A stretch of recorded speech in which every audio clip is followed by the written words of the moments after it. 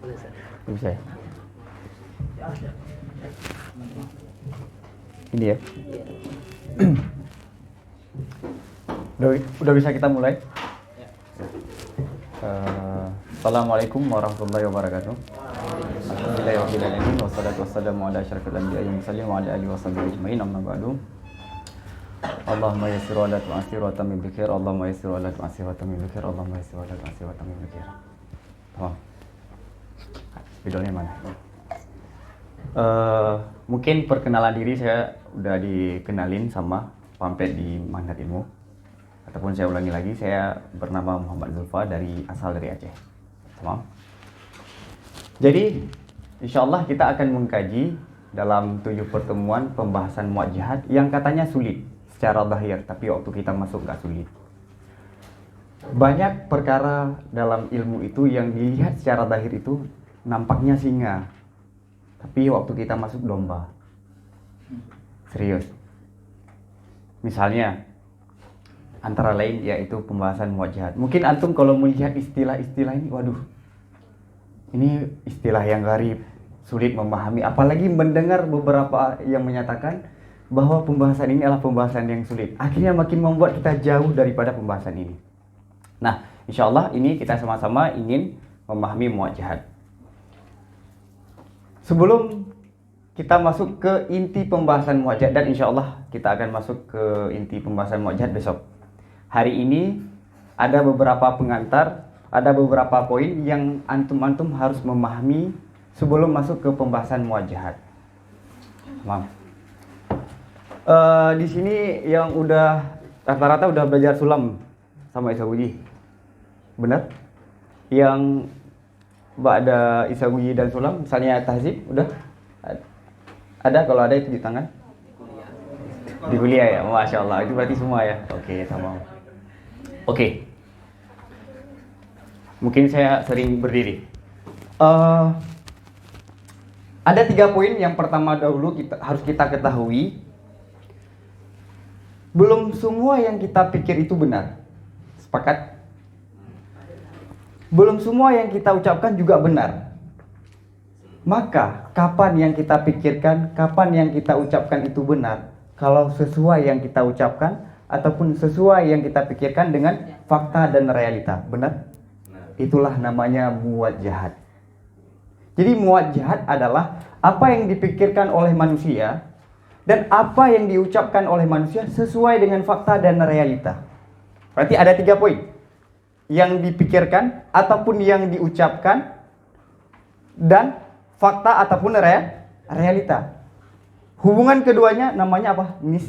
Nisbah. Hubungan ataupun relasi antara realita dan fakta dengan apa yang dipikirkan dan apa yang diucapkan. Itu kesimpulan daripada muwajjahat. Oke, ini mungkin maklum, saya masuk ke mana? Mungkin, oke, tamam. Bisa kan? Oke, malih. Oke, jadi nisbah kama huwa maklum, isbatu amrin li amrin au nafyuhu anhu, itu masyhur dan maklum. Zaidun qaimun, kita mengisbat qaim kepada si Zaid. Ataupun Zaidun laisa biqaim, kita menafikan qaim kepada si Zaid. Tamam? Itu dinamakan dengan nisbah, hubungan antara sesuatu dengan sesuatu yang lain, ataupun hubungan antara maudhu dengan mahmul, ataupun dalam istilah nahwu hubungan antara mubtada dan khabar. Saya rasa poin pertama ini mudah. Yang kedua, fakta dan realita itu apa?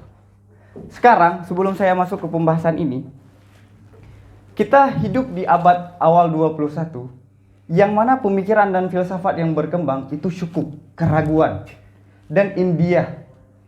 Semua kebenaran menurut masing-masing. Sering kita dengar, ya antum ya berpendapat semikian, saya mau berpendapat semikian, ya terserah, yang penting kita damai. Berarti di situ menghilangkan kebenaran mutlak. Dan itu filsafat yang berkembang di barat dan sudah masuk, bukan lagi masuk, sudah menyebar juga di tubuh umat Islam. Bukan abad 21. Sejak abad 20, Syekh Mustafa Sabri, Syekhul Islam dari Turki Utsmani yang hijrah ke Mesir, sudah menyatakan di abad 20 pemikiran yang berkembang itu India. Kebenaran itu menurut masing-masing. ataupun tidak ada kebenaran, ataupun syukuk, sofasta'iyal ataupun sofis. Itu yang berkembang. Kenapa? Karena mereka tidak mengetahui tolak ukur mana yang benar, mana yang salah. Banyak pemikir-pemikir di dunia ini saling berbeda pendapatnya. Bagaimana mereka itu salah, sedangkan mereka itu orang-orang besar. Ini kata mereka. Nah, Islam ataupun ilmu dalam Islam, khususnya dalam ilmu kalam dan mantik, ada membahas tentang tolak ukur mana benar dan mana yang salah. Kapan satu pikiran ataupun satu ucapan benar jika sesuai dengan fakta dan realita. Tamam? Fakta dan realita itu apa? Sebelum kita masuk ke istilah nanti dalam ilmu kalam, ada nafsul amri, wujud zihni, al-waqi, al-kharib. Saya ingin memberi pengantar sedikit biar kita mudah memahami ibarat tajridnya At-Tusi, hasyiahnya tajrid li Said Syarif Al-Jurdani. Nanti akan ada syarah maqasid di Taftazani. Oh iya, sebelum saya masuk, biasanya itu mudah kalah pertanyaannya ataupun bagaimana? Selesai ini semua baru bertanya ataupun di celah-celah saya sampaikan ada yang mau bertanya silahkan ataupun gimana? Kita sepakatnya aja di sini. Kenyamanan pengajar. Saya nyamannya terserah antum. Bagaimana? Antum kalau nonton bioskop bosan nggak? Hah? Enggak kan? Nah, saya ingin kalian dengar ini kayak nonton biar nggak bosan. Tamam? Kalau misalnya ada iskal waktu disampaikan, tanya langsung. Oke? Oke, kita sepakat. Tamam. 1 tambah 1, 2. Benar ataupun salah? Benar. Mana buktinya benar? Mana bukti benar? Itu Mana realitanya? sudah awal. Maksudnya saya mau ngobrol begini ya. Jadi ada hiwar. Ini sekalipun ada kelas, tapi saya maunya hiwar. Biar lebih menyatu antara saya dengan antum. Tamam. 1 tambah 1 itu 2, benar. Benar kan? Benar. Apa bukti benar? Mana faktanya? Sudah beri. Mana buktinya?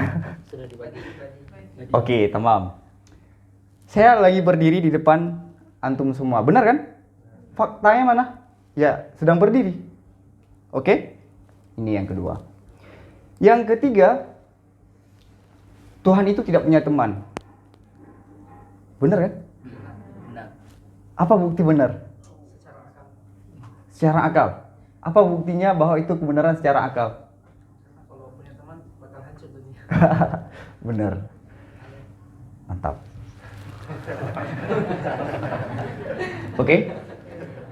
Yang pertama sekali, yang tadi 1 tambah 1 adalah 2, itu kebenaran dalam pikiran. Maksud dalam pikiran apa? Andai semua orang tidak menganggap 1 tambah 1 2. 1 tambah 1 tetap 2 enggak?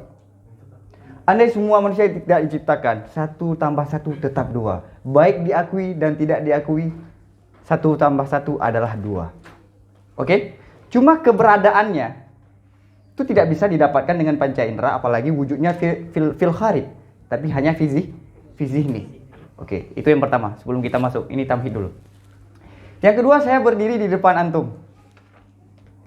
Tamam. Saya berdiri di depan antum, saya mengucapkan ataupun salah satu nama antum siapa Ustaz? Ustaz Syabi mengatakan, saya berdiri di depan Ustaz Syabi. Kalimat ini benar nggak yang beliau sampaikan? Benar, karena di depan beliau benar-benar saya yang sedang berdiri fil kharij. Andai juga tidak ada orang yang mengakui, antum misalnya tidak mengakui saya sedang di depan beliau, saya tetap di depan beliau fil kharij. Oke. Yang ketiga, 1 tambah 1 5. Salah ataupun benar?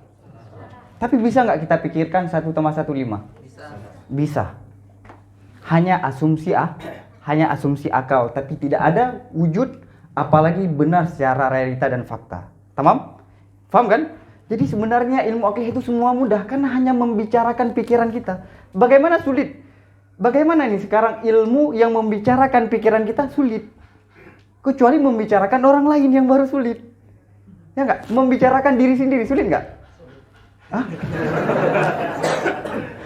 Yang membuat ilmu akliah itu sulit karena istilah-istilah yang baru yang belum kita dengar. Hanya itu. Lain nggak? Oke ya? Ada pertanyaan? Nggak ada? Oke, tafadhal. Setiap 1+1 sama dengan 2. Iya. Itu kan sama saja kita mengatakan luzumuz zaujiyah lil itsnain ya.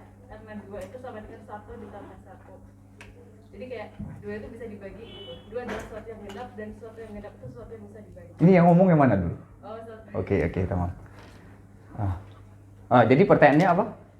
Kan tadi 1 ditambah 1 sama dengan 2 itu di akal saja. Iya.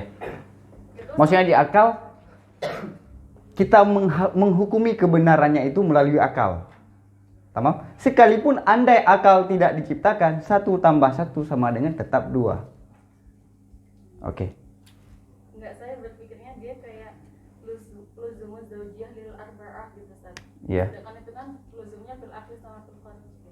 Bukan di akal saja maksudnya. Kita ingin membedah istilah itu.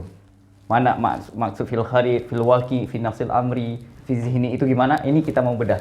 Karena kalau terjadi istilah di sini, contoh begini. Orang yang hidup di zaman sekarang banyak merendahkan ulama-ulama kita, bahkan nabi kita. Yakni yang mengatakan bahwa hujan itu turun dari apa?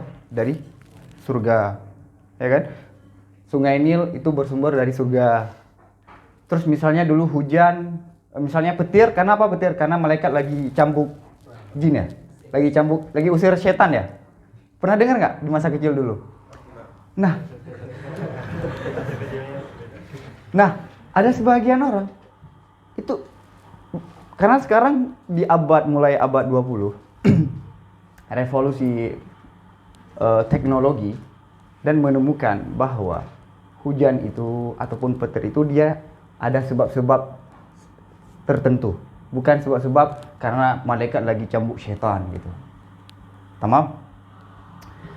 Dan mereka meremehkan ulama-ulama kita, bahkan nabi kita yang menyampaikan sedemikian. Nabi kita ataupun ulama kita, ulama aja ya, nggak usah terlalu jauh. Ulama kita itu menyampaikan bihasabil waqi, yang kita lihat, yang kita dapatkan, sekalipun faktanya bukan sedemikian. Andai sekarang kita paksa semua manusia ataupun umat Islam untuk mengetahui dengan sesuai realitas, sulit nggak? Kapan beribadahnya? Bagaimana matahari itu berjalan? Bagaimana bumi itu berputar? Kenapa air laut itu asin? Kenapa api itu kalau hidup dia ke atas, udara ke atas, kalau air dan tanah ke bawah? Kenapa? Sulit nggak semua? Sulit kan? Maka agama membebankan kita untuk mengetahui bihasabil waqi yang kita dapatkan saja. Bihasabil waqi tidak bertentangan dengan bihasabi nafsil amri. Tamam?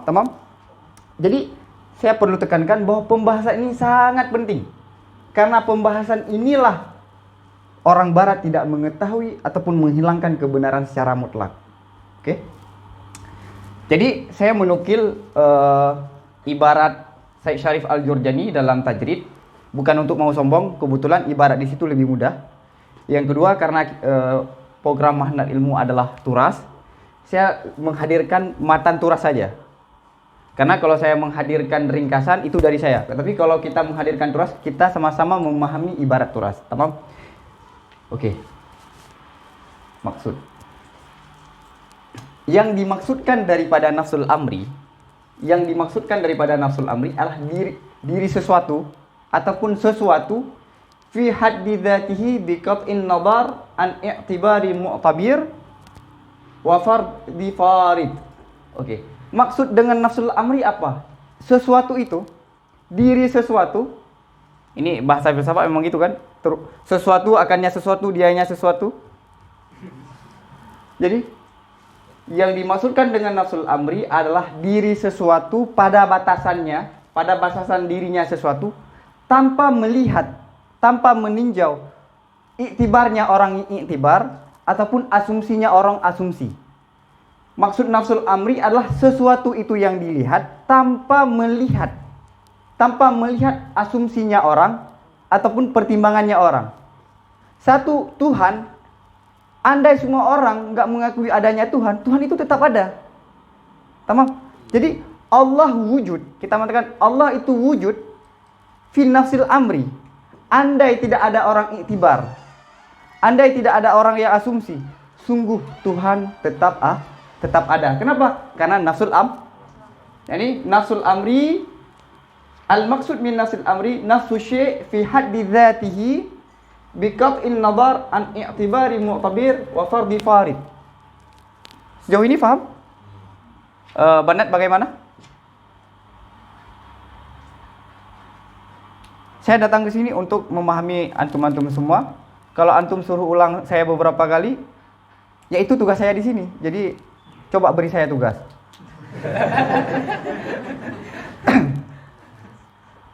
Halo, gimana? Perlu saya ulang lagi? Biar lebih mudah. 1 tambah 1 itu 2. 1 tambah 1 sama dengan 2, itu nafsul amrinya sudah begitu. Baik kita asumsikan, baik kita iktibarkan ataupun tidak, 1 tambah 1 tetap 2. Itu yang dimaksudkan nafsul amri. Yani makna nafsul amri, nafsu syai' fi haddi dzatihi bi qat'in nadar an i'tibari mu'tabir wa fardi farid. Tamam? Bal law quti'an nadar an kulli i'tibar wa fardin kana huwa mawjudan. Bahkan kalau tidak ditinjau dari iktibar ataupun asumsi, sungguh sesuatu itu wujud. Sungguh sesuatu itu andai tidak ada orang yang mengakui keberadaan Tuhan, Tuhan tetap ada. Wa dzalikal wujud, yakni wujud ini, wa dzalikal wujud imma wujudun asilun, imma wujudu asil atau wujudu dilli. Oke. Nanti saya akan merangkumnya. Ini kita memahami ibarat dulu. Wa dzalikal wujud, adakala wujud yang asli, adakala wujud bayangan. Dili ini bayangan. Karena saya ini yang wujud asli saya. Bayangan saya itu wujud dili, bukan bayangan, bukan asli. Makna mana? Wujud dili adalah dihni. Nampak di belakang kalimat ini? Hidayah, nampak? Iya. Nampak kan? Oke. Wa dzalikal wujud imma wujudu aslil atau wujudu dillin, artinya dihnin. Tamam. Oke. Sekali lagi saya mau menyampaikan, nafsul amri adalah diri sesuatu pada batasannya tanpa meninjau, tanpa melihat pertimbangannya orang ataupun asumsinya orang.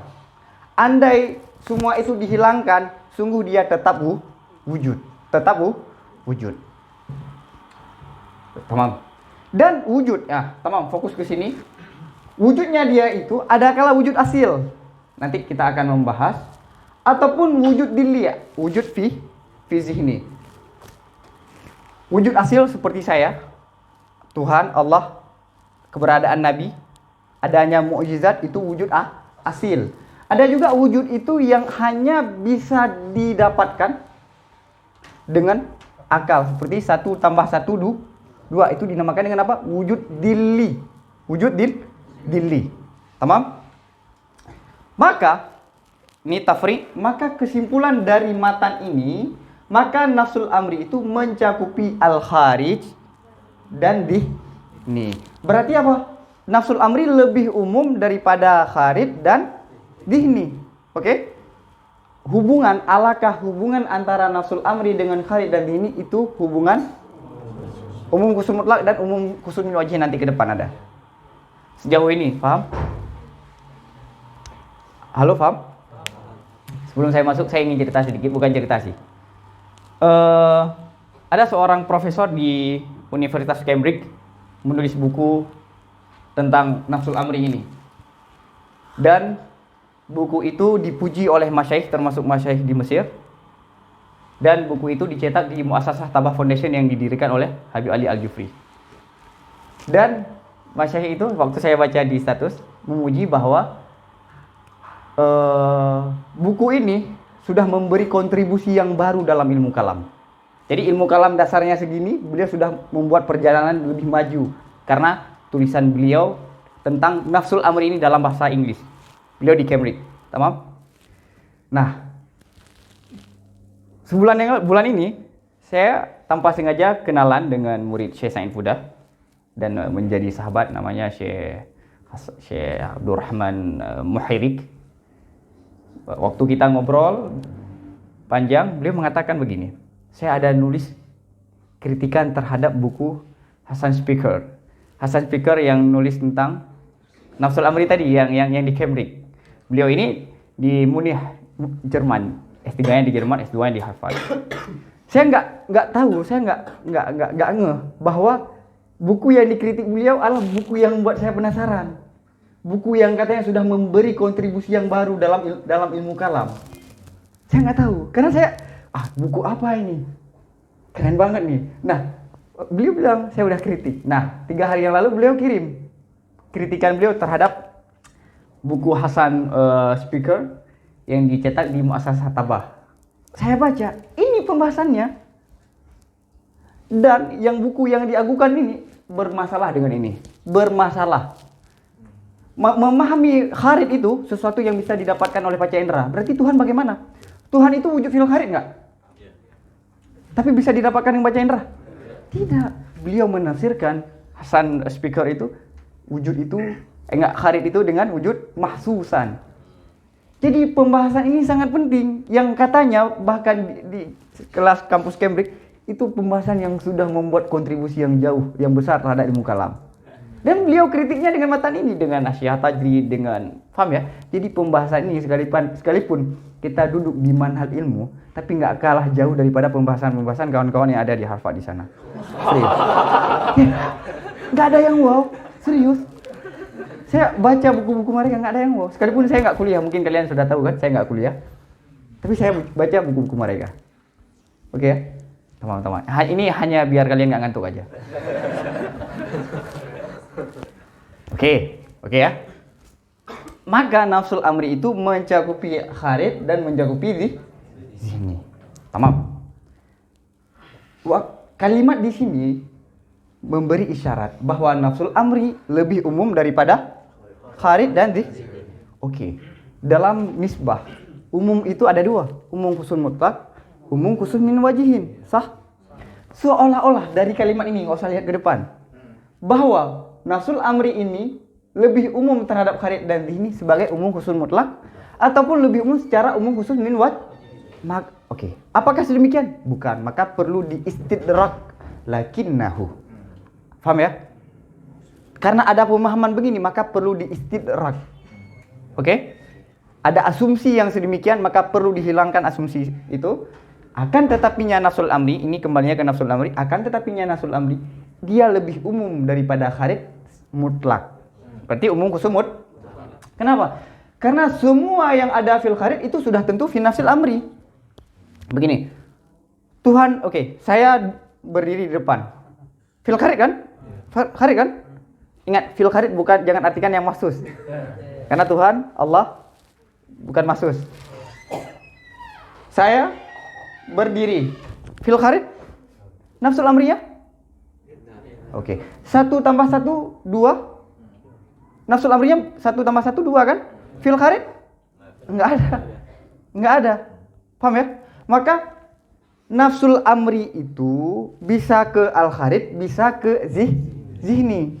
Tapi al-kharid sudah pasti nafsul amri. Ingat, kharid sudah pasti nafsul amri, tapi nafsul amri belum tentu kharid. Karena apa? Dia terbenar pada zihni ataupun wujud zihni. Dilli, oke? Tamam? Oke, Zat? Oke.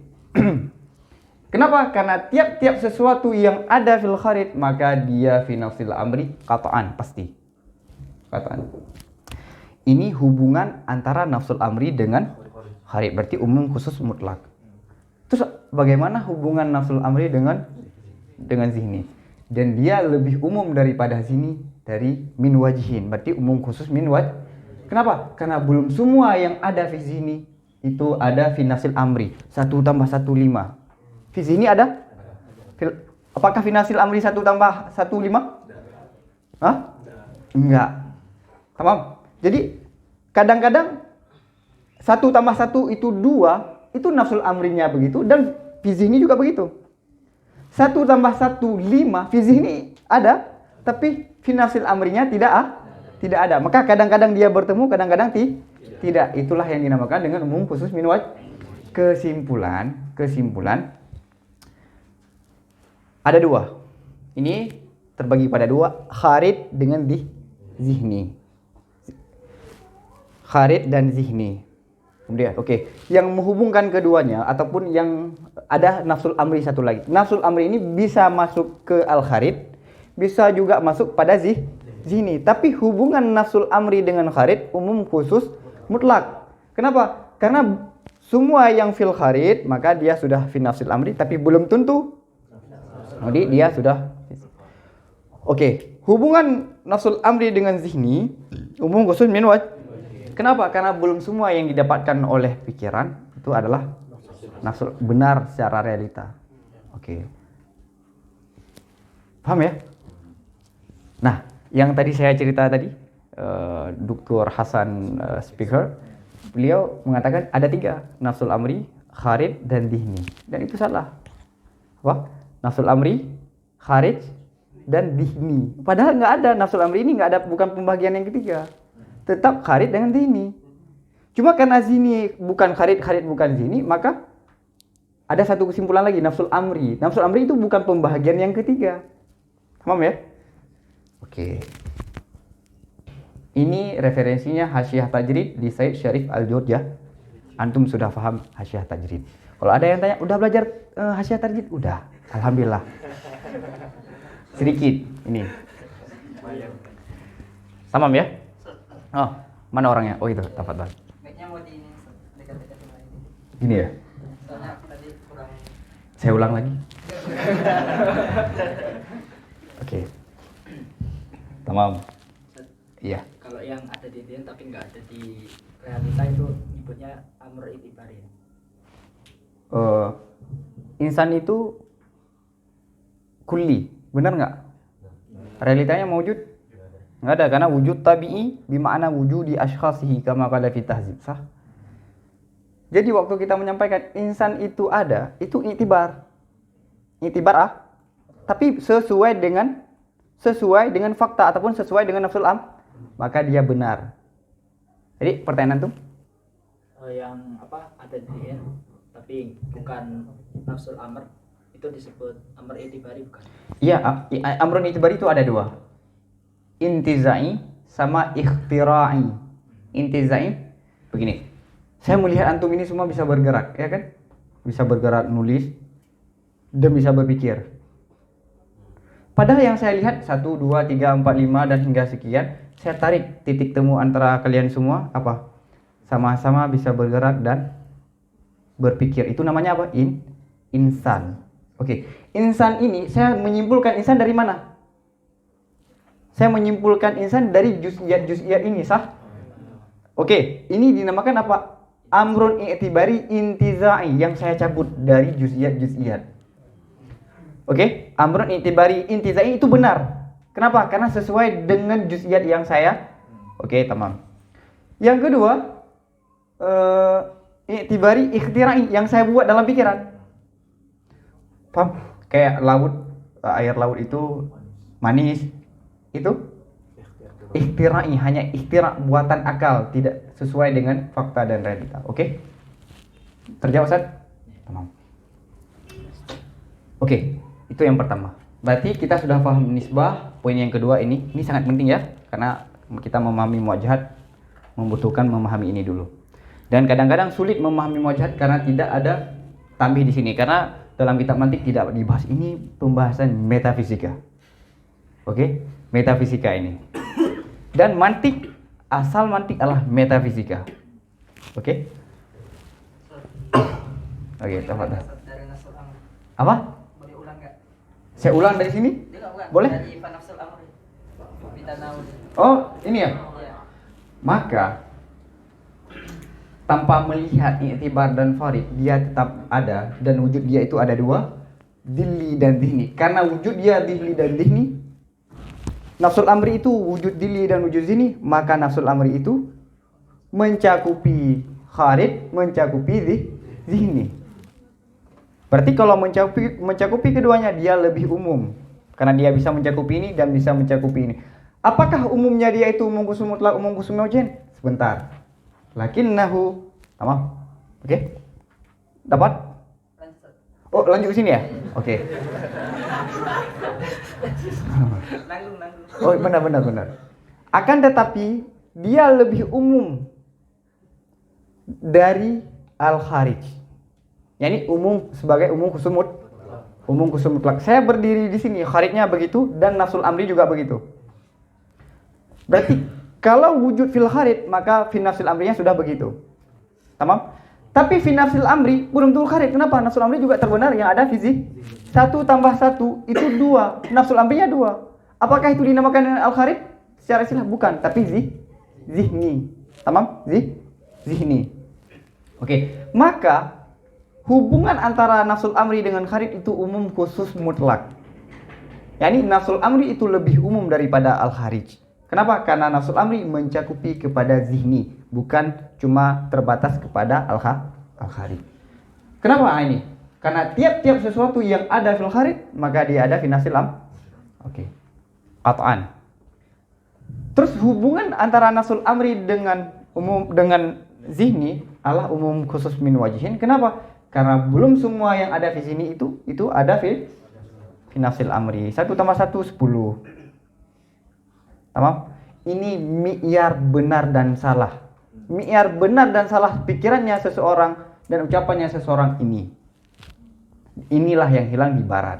Dan sekarang sedang dikembangkan oleh misalnya kayak Syekh Said Fuda dan beberapa yang lain yang mengembangkan pembahasan-pembahasan ini diterjemah dan ke barat di sana. Tamam ya? Oke, ada lain sebelum kita masuk? Tamam? Berarti nafsul amr ini dia tuh cuman kuatnya itu kepada benar doang. Enggak. Apa? Dia tuh lebih menekankan. Nah, nanti coba lanjut. Lebih mementingkan sesuatu yang benar, tidak mementingkan sesuatu yang salah. Misal di realitanya salah, tapi itu bukan nafsu amr gitu. 1 tambah 1 itu 10. Salah kan? Salah. Realitanya itu salah. Berarti bukan nafsul amr. Begini. Ya, ini antum dapat pertanyaan beliau. 1 tambah 1 10. Benar kan? Salah.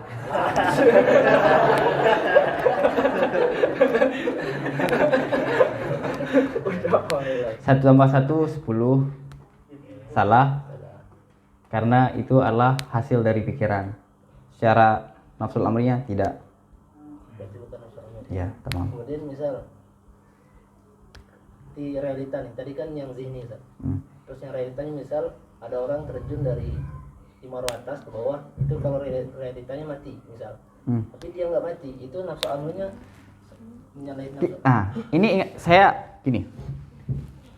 Waktu saya menerjemah nafsul amri dengan realita dan fakta, sebenarnya nggak sesuai. Tapi ada yang bahasa yang lebih akrab terhadap menerjemah nafsul amri, saya menyampaikan dengan fakta red. Buang. Ingat, Islam dalam menerjemah istilah-istilah barat, Yunani, Persia, itu mengeluarkan dana triliunan. Masa Al-Ma'mun, ya kan? Ada masa terjemah kitab. Kita Indonesia ada nggak mengeluarkan ilmu untuk menerjemahkan istilah-istilah dalam bahasa Arab? Nggak ada. Akhirnya kita ini menerjemah, paham ya? Jadi kita nggak usah terjemah, yang penting memahami, oke? Kadang-kadang, oke ya, gitu ya? Jadi kalau terjemah dengan fakta dan realita, nanti bisa diiskal dengan yang antum tadi. Loncat, kita ngiranya mati, rupanya nggak mati, ya kan? Oke ya, jangan berfokus pada fakta dan kalimat realita, tapi fokus ke nafsul amri, al-kharij dan zihni. Oke? Orang barat pulang ngomongnya istilah-istilah barat, kita ngomongnya nanti nafsul amrinya begitu. Oke? Ya. Yang tadi misalnya 1 tambah 1 10 itu kan salah dalam nafsul amri kan. Tapi bukannya kesalahan itu benar secara nafsul amri. Maksudnya kesalahannya itu memang nafsul amrinya itu benar. Kesalahannya. Saya kasih waktu antum berpikir untuk semenit. Bagus itu pertanyaan, itu mughalatah. Sekali bagus tapi mughalatah. 1 tambah 1 kan salah. Salah. 1 tambah 1 10 itu salah. Kesalahannya itu benar nggak? Ada kerja. Ah, terus bagaimana? Nah, berarti nafsul amr itu berarti kesalahan itu ada nafsul amr.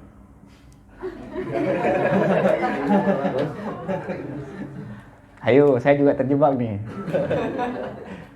1 tambah 1 sama dengan 10 itu berbeda dengan kesalahan 1 tambah 1 sama dengan 10. Dua-duanya adalah dua hal yang berbeda. Sebutkan perbedaannya. Makanya 1 tambah 1 sama dengan 10 itu tidak sesuai dengan nafsul amr. Sedangkan kesalahan 1 tambah 1 sama dengan 10 itu sesuai dengan nafsul amr. Makanya keduanya adalah dua hal yang berbeda. Dapat? Mana dapat?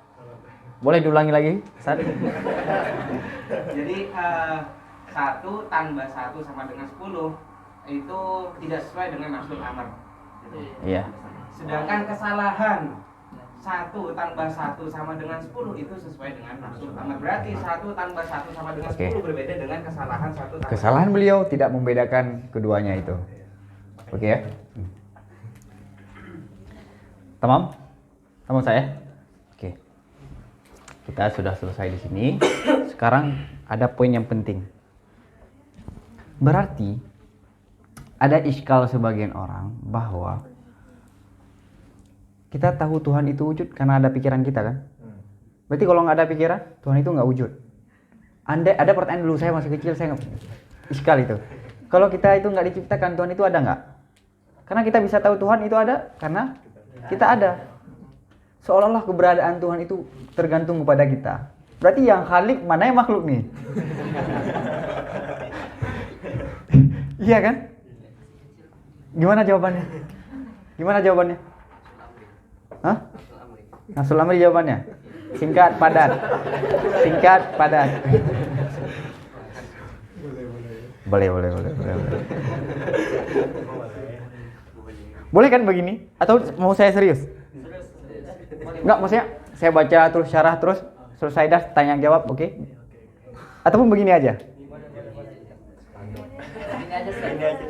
Ini aja, oke. Nafsul amri. Oke, di sini ya. Ini poin satu lagi ya. Bahwa sungguh nafsul amri itu dzatu syai', ini masih yang sama. Dzatu syai'. Dan benarnya benarnya hukum terhadap sesuatu itu dengan iktibarnya hukum, bukan dengan semata-mata apa ini? Hasilnya itu fisik ini. Begini. 1 tambah 1 2. Kita tahu Tuhan ada, kita tahu 1 tambah 1 2. Itu kita menghukumi benar. Apakah karena berada dalam pikiran? Tidak, emang dia sudah ada. Cuma untuk menghukuminya itu perlu mengiktibarkan pada akal. Karena ada kesalahpahaman juga, kembali ke Dr. Hasan Speaker itu. Dia mengatakan bahwa kharid dan zini itu semua didapatkan dengan zini enggak? Maksudnya dengan pikiran kita mengetahui Tuhan itu ada 1 tambah 1 sama dengan 2. Benar enggak? Dengan pikiran semua kan? Berarti sama dengan semua yang di alam semesta ini yang kita ketahui benar itu menurut pikiran masing-masing. Itu salah. Untuk mengiktibar dia benar perlu hasilnya di zihin. Tapi bukan karena zihinlah yang menentukan dia benar dan salah. Ingat, oke? Bukan pikiranlah yang menentukan dia benar dan salah. Tapi dia hanya semata-mata untuk iktibar. Maka ibarat ini sangat penting. Inna nafsal amri huwa dzatu syai' wasidqul hukmi alaihi bi'tibarihi la bimujarradi husulihi fi zihni. Syarah maqasid di Taftazani. Oke? Ada pertanyaan? Enggak? Tafadhal. Jadi nafsul amr kita bisa katakan Kebenaran. Boleh. Menerjem ini ceritanya terjemah ya? Terjemah dalam bahasa Indo ya? Boleh? Sepakat nggak kalian? Benar. Benar itu biasanya kan hubungan kalam kita dengan ini kan? Kalam yang kita sampaikan ataupun apa yang kita pikirkan sesuai dengan itu namanya benar. Tapi yang kita bahas bukan pikiran dan ini, tapi nafsul amr ini. Andai kita semua ini nggak ada, ini gimana? Ya, ujung-ujungnya bisa juga karena nggak ada satu bahasa yang pas untuk menerjemah nafsul amri? Antum pakai kebenaran aja Ustaz, ya? Boleh juga. Benar, bagus. Oke, berarti kita sudah memahami apa itu nisbah, apa itu nafsul amri, al-kharid dan dhihni. Oke, dari ibarat ini. Sekarang saya mau masuk ke poin ketiga. Nisbah. Waktu saya mengatakan, ingat, fokus di ucapan saya sedang berdiri. Yang saya ucapkan ada relasi nggak, ada hubungan nggak dengan fakta? Kan keulang lagi. Dengan nafsul amri. Apa yang saya ucapkan, apa yang saya pikirkan, itu pasti ada nggak keadaan realitanya bagaimana? Orang mengatakan Tuhan itu tidak ada. Itu yang dia pikirkan ataupun dia mengucapkan Tuhan itu tidak ada. Nafsul amrinya? Semua ucapan dan pikiran pasti ada nafsul amrinya. Ya enggak? Baik kita iktibar dan kita tidak iktibar, nafsul amrinya tetap ada. Maka di dunia ini tidak terlepas mana benar dan mana yang salah. Oke ya? Ingat, apa yang kita pikirkan dan apa yang kita ucapkan pasti ada nafsul amrinya. Oke. Tamam? Yang menghubungkan antara nafsul amri dengan pikiran dan yang kita ucapkan, apa itu namanya? Nisbah. Yang menghubungkan apa yang dipikirkan ataupun apa yang diucapkan dengan realita ataupun dengan fakta ataupun nafsul amri ataupun kebenaran, itu dinamakan dengan nisbah. Maka di sini nisbah itu mesti mukayyafah, pasti memiliki keadaan fi nafsil amri, baik dia darurah, dawam dan imtina. Oke? Begini. Saya berdiri saya di sini, itu apakah wajib saya berdiri sehingga saya nggak boleh duduk? Ataupun mustahil saya berdiri, ataupun sesuatu yang mungkin? Sesuatu yang maka begitulah. Setiap nisbah itu tidak terlepas daripada wujub, mustahil, dan mungkin. Ingat, oke. Maka nisbah antara yang dipikirkan ataupun yang diucapkan dengan nafsul amri, tamam? Nisbah itu la takunu la muhalah. Ini mesti. Ini terjemah bahasa. Mesti mukayyafah. Ini mukayyafah ya. Mana Pak? Ya ayatnya di sini Mas ya. Bisa dibaca? Fokus di ucapan saya aja. Mukayyafah. Oke.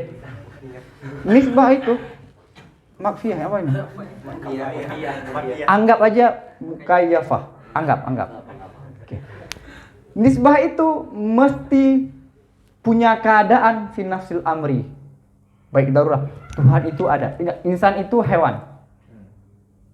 Insan itu hewan. Darurat enggak? Mesti enggak? Air itu basah. Mesti enggak? Kalau enggak basah berarti itu namanya bukan air. Api itu membakar. Pasti enggak? Hah? Oh, antum nanti bilang Nabi Ibrahim enggak terbakar itu ya. Oke. Paham ya? Nisbah mesti punya keadaan fi nafsil amri, baik dia darurah, mana darurah di sini wajib, dawam, bumi ataupun matahari yang berputar. Dua-dua ya?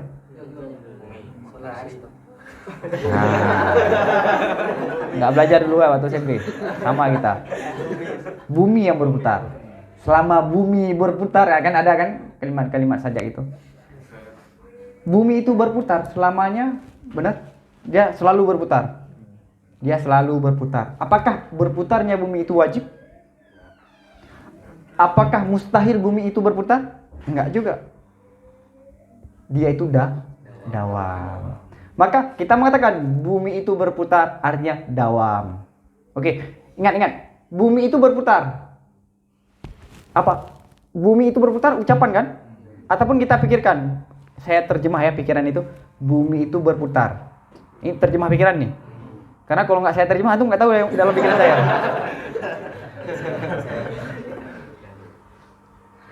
Bumi berputar. Ini kalam ini ada hubungan dengan apa? Dengan faktanya, dengan nafsul amrinya, sah?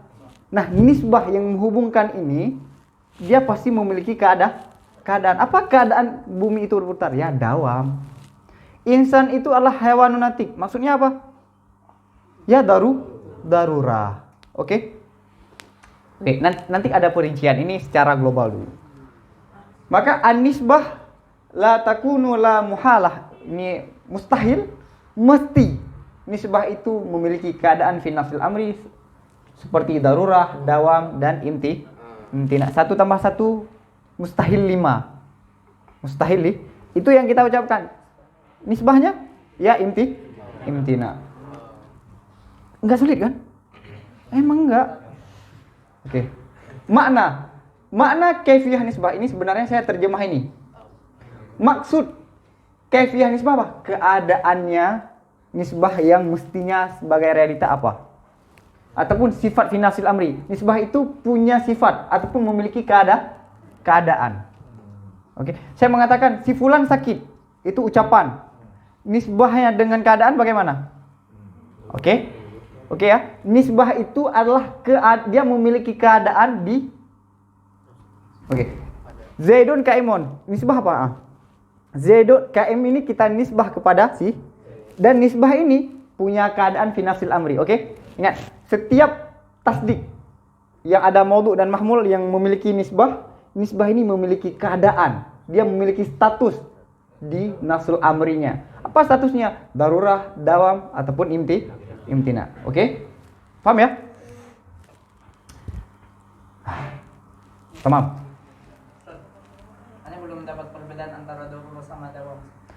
Darurah itu tidak mungkin terlepas. Nanti kita sebenarnya akan bahas. Tapi dawam itu, darurah itu mustahil terlepas mahmul daripada maudhu. Insan hewan natik. Bisa nggak insan itu bukan hewan natik? Nggak bisa. Tamam? Bumi itu berputar. Dia selamanya berputar. Nggak bisa dilepaskan. Bumi berputar nggak bisa dilepaskan daripada bumi. Apakah mustahil bumi itu tidak berputar? Enggak.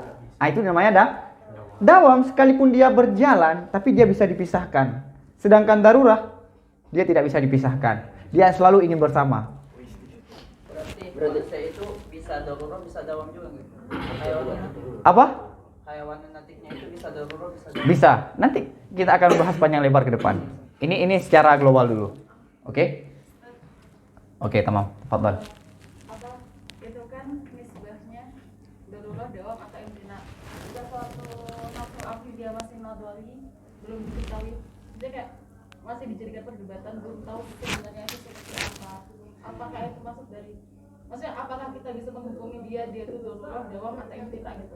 Sedangkan di situ masih nadhari. Oke. Nadhari itu pikiran kita ataupun ucapan kita. Nafsul amrinya nggak daruri. Untuk mengetahui nafsul amri itu perlu perjalanan yang jauh. Yang kadang-kadang kita bisa mengetahui hanya dengan melihat, sebagaimana antum melihat saya sedang berdiri.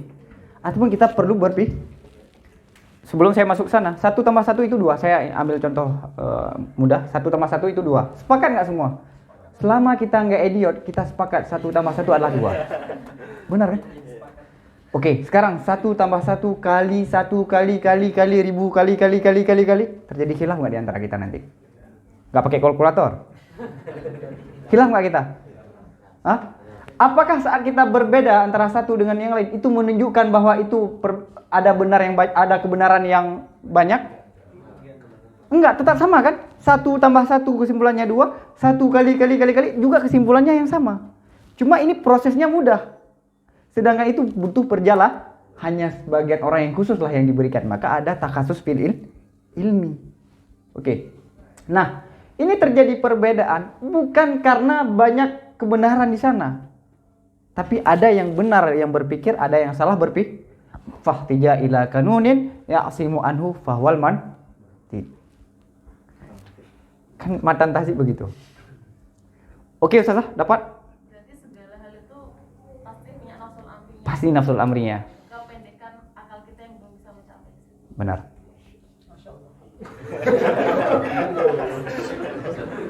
Oke. Itu an-nisbah la takunu la mahalah. Maksudnya gimana? Mesti. Mesti. Ini nisbah itu tidak ada dianya nisbah. Ini saya pakai bahasa yakni terjemah Sorogan karena saya anak Sorogan. Nisbah itu tidak ada, mesti ada. Ah, kan gimana itu? Nisbah dianya itu tidak ada dianya nisbah. La muhalah mesti. Nafi apa? Ini nafi isbat. Nah, itu aja jalan keluarnya. Oke ya? Maka makna terjemah apa? Nisbah itu mesti, wajib, tidak boleh tidak ada. Oke, Ustaz? Hah? Bagaimana? Oke ya? Oke. Berarti kita sudah memahami apa tadi? Nisbah, nafsul amri, kharid, zihni. Kemudian nisbah ini mesti memiliki keadaan di nafsul amrinya, darurah, dawam, dan oke. Aduh, saya mau gambar di mana ini? Oh, di sini aja. Ada masih di atas. Ya udah. Saya khayal aja ya. Khayal. Ucapan pasti ada nisbah kan? Zaidun kaimun, ada nisbah nggak? Hubungan antara Zaidun dan Ka. Nisbah ini memiliki keadaan, memiliki keadaan, yakni apa? Darurah, nafsu, darurah, dawam dan imtina. Yakni statusnya nisbah itu, ini tanpa melihat ke sini itu dinamakan apa? Maddah qadiyah.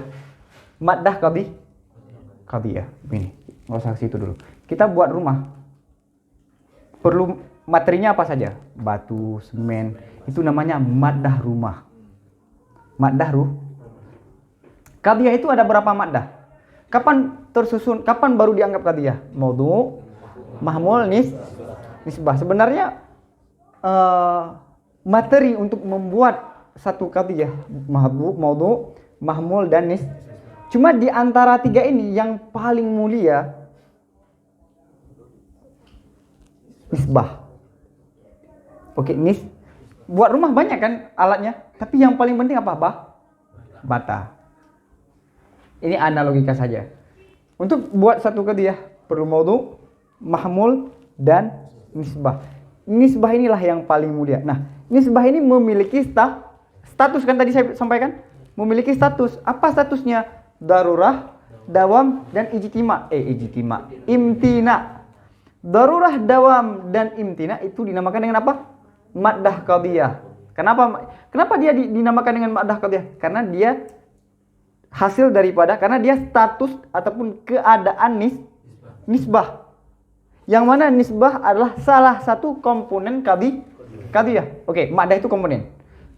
Sekali lagi, qadiyah itu tersusun daripada maudhu, mahmul, dan nisbah. Nisbah itu memiliki status apa? Darurah, dawam, dan imtina. Darurah, dawam, dan imtina itu dinamakan dengan maddatul qadiyah. Kenapa? Karena dia status nisbah, yang mana nisbah adalah salah satu komponen yang paling penting pada qadiyah. Maka ini yang saya sampaikan, ada matan, ini saya jelaskan dulu. Ini kaifiyah. Apa kaifiyahnya? Ini namanya kaifiyah. Darurah, dawam, dan imtina. Ini kaifiyah itu dinamakan apa? Maddatul qadiyah. Ingat, yang dinamakan maddatul qadiyah bukan maudhu, bukan mahmul, bukan nisbah, tapi statusnya. Ini kaifiyah, nampak di mana? Nampak? Ini kaifiyah itu dinamakan maddah qadiyah. Kenapa kaifiyah ini dinamakan dengan maddah qadiyah? Karena arti maddah syai' adalah sesuatu yang tersusun daripadanya dan dia menjadi asal baginya. Qadiyah itu tersusun dari apa saja? Maudhu, mahmul, dan itulah makna. Makna maddah apa? Sesuatu yang tersusun ini dari ini. Maddah rumah apa? Batu, semen, bata, pasir. Yang dari inilah tersusun rumah. Jadi maddah siapa? Sesuatu ini tersusun daripada maddah. Mulai pusing ya? Oke. Wa yakunu aslan laha.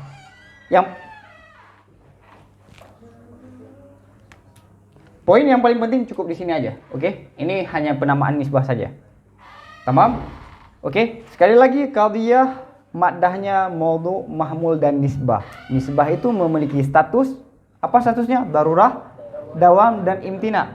Status ini dinamakan dengan maddah qadhiyah. Maddah qadhiyah. Oke. Maka ke sini lihat, ini kita pindah ke sini. Maka maddah qadhiyah, maudhu, mahmul dan nisbah. Namun yang paling mulia itu udah saya jelaskan tadi adalah nisbah. Maka dinisbahkan maddah qadhiyah ini wanusibat, dhamirnya kembali ke maddah qadhiyah. Kemana dinisbahkan? Kepada nisbah. Oke?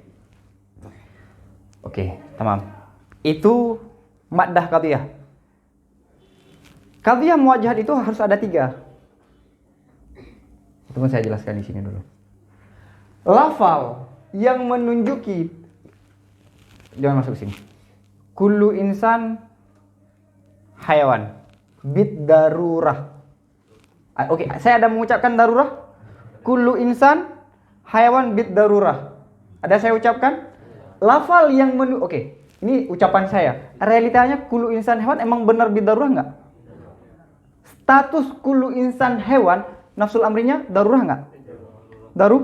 Nah, sekarang saya menyebutkan lafal yang menunjuki status fi nafsil darurah. Maka saya sebutkan kullu insan hayawan bid darurah. Kullu insan hayawan bid darurah. Di situ ada lafal yang menunjuki terhadap status nisbah darurah. Paham? Maka lafal yang menunjuki terhadap statusnya nisbah pada qadhiyah malfudhah, pada yang qadhiyah yang diucapkan ataupun surah aqliyah, karena ada sebagian yang enggak kita ucapkan tapi kita pikirkan. Misalnya kita pikirkan kullu insan hewan bid darurah. Kita pikirkan. Sekali lagi, lafal yang menunjuki terhadap kaifiyah status nisbah, yakni darurah, dawam dan imtina, baik pada qadhiyah malfudh ataupun ini surah ini ataf sini. Lafal berarti terkhusus pada qadhiyah malfudhah. Ya, qadhiyah malfudhah dia perlu lafal untuk menunjuki. Tapi kalau isi dalam pikiran dia nggak perlu lafal. Dan surah aqliyah yang menunjuki terhadap kaifiyah pada qadhiyah ma'qulah itu dinamakan jihatul qadhiyah.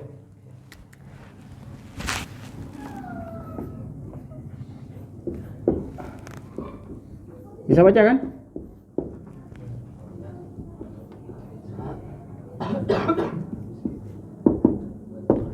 Kullu insan, anggap ada ini ada titik sebenarnya. Kullu insan hayawan bid darurah. Oke. Ini qadhiyah. Lafal yang menunjuki terhadap status nisbah ini apa? Nafsul amriyah darurah. Di sini saya sebutkan ada lafal yang menunjuki terhadap status nisbah ini, maka lafal ini dinamakan apa? Jihatul qadhiyah. Oke? Jihatul qadhiyah. Maka ini dinamakan dengan jihatul qadhiyah.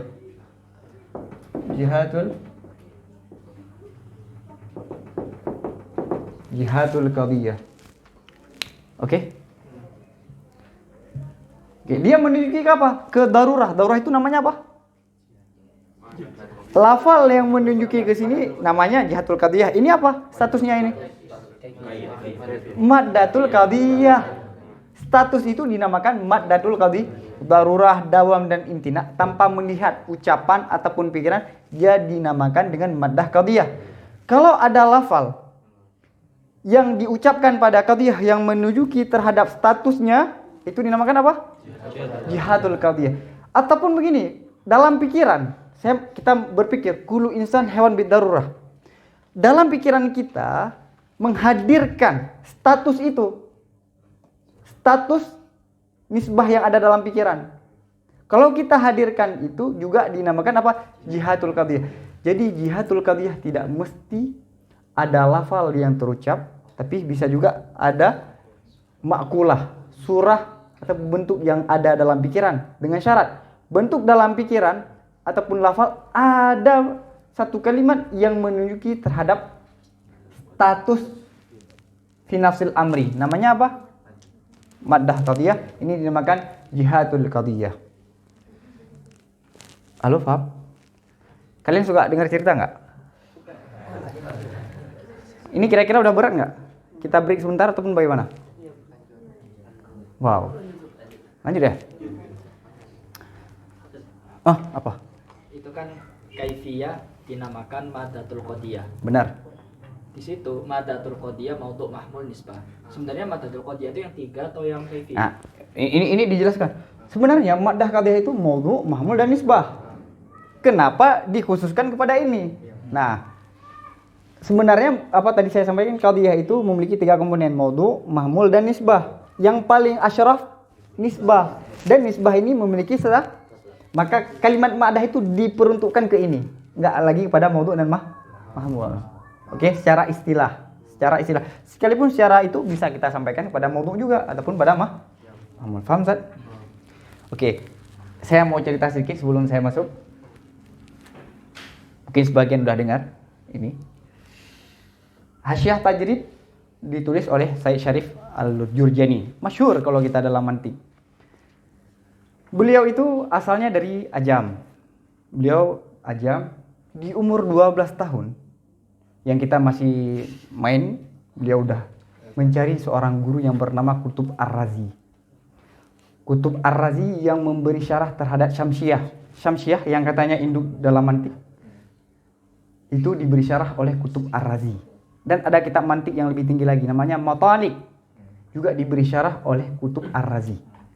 Dan Qutb Ar-Razi dalam kitab turas ada 2. Qutb Ar-Razi At-Tahtani dan Qutb Ar-Razi Al-Fawqani. Kenapa? Karena duanya ini itu sama-sama dulu di Masjid Damaskus.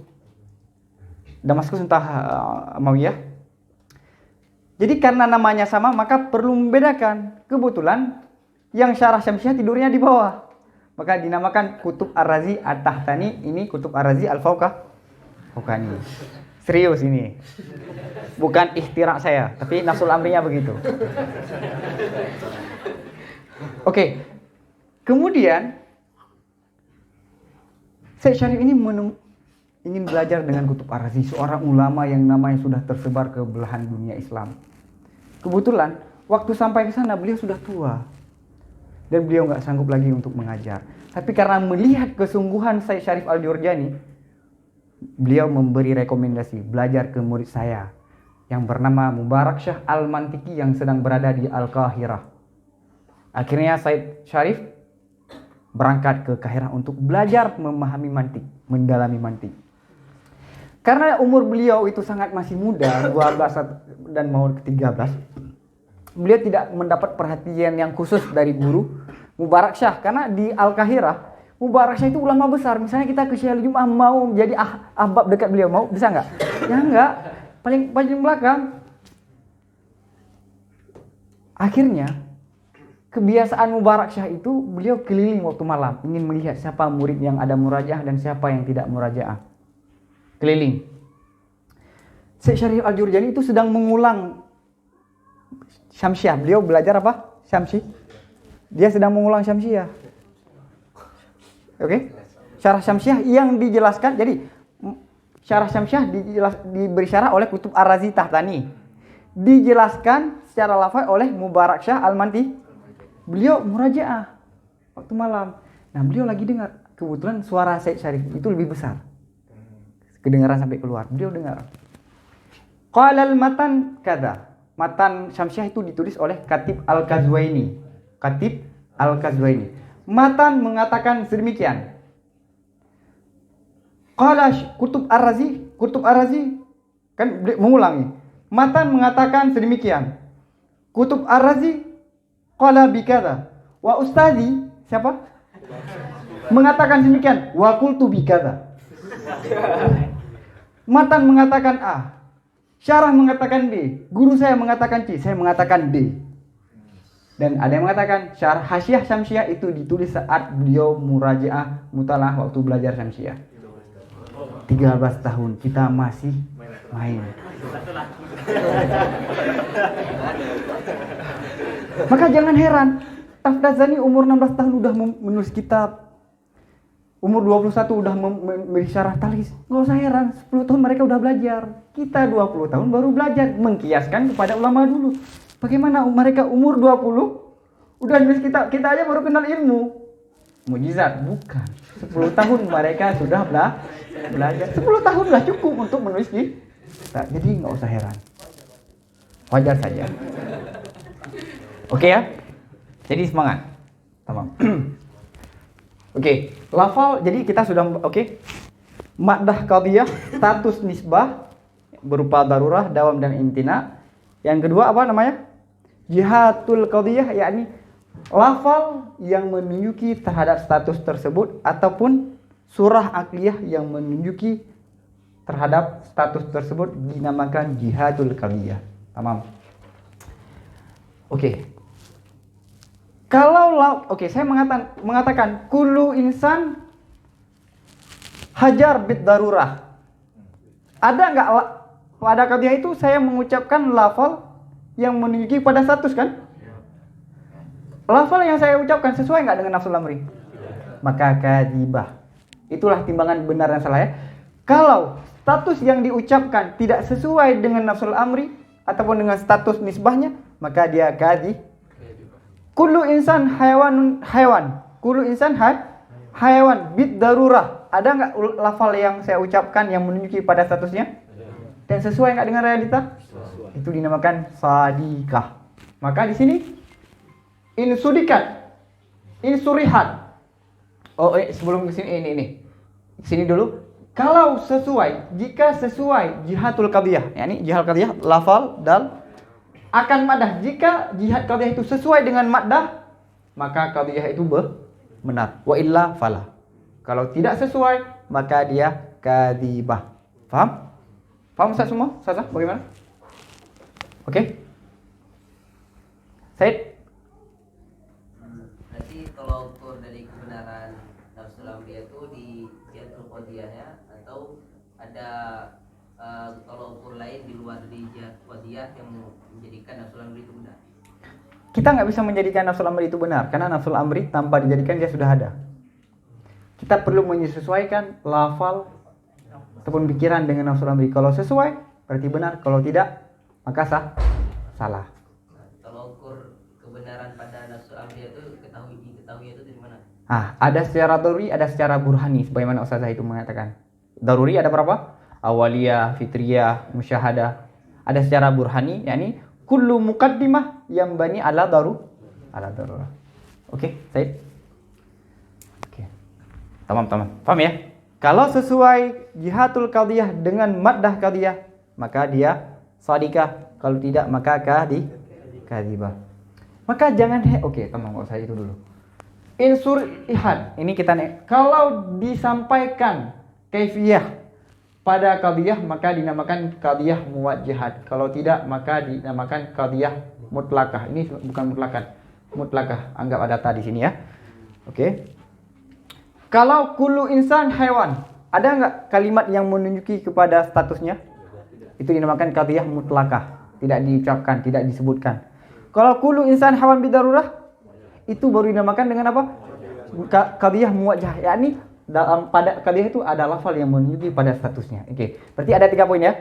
Apa dinamakan dengan maddah qadhiyah? Status nisbah yang berupa darurah, dawam dan imtina. Yang kedua jihatul qadhiyah, yakni lafal ataupun pikiran yang menunjuki pada statusnya. Yang ketiga, kalau lafal itu ada disebutkan pada qadhiyah baik malfudah ataupun ma'qulah, maka ia dinamakan qadhiyah muwajjah. Kalau tidak disebutkan qadhiyah mutlaqah. Alhamdulillah. Kalau di tempat kami biasanya kalau gitu gitu. Waktu kecil. Oke ya. Iya. Tafadhal. Ya, kalau misalnya kita menghadirkan dalam pikiran. Kullu insan haywan bidarurah. Ini suara pikiran ya. Suara pikiran. Kullu insan apa? Kalau semua Allah beradil, kalau insan hayawan. Di dalamnya fil akli. Boleh. Itu surihat. Surihat fil akli, bukan fil lafzi. Berarti dikatakan dia qadhiyah muwajjah. Yes. Meskipun Tidak di kalimat darurahnya di lafaz. benar.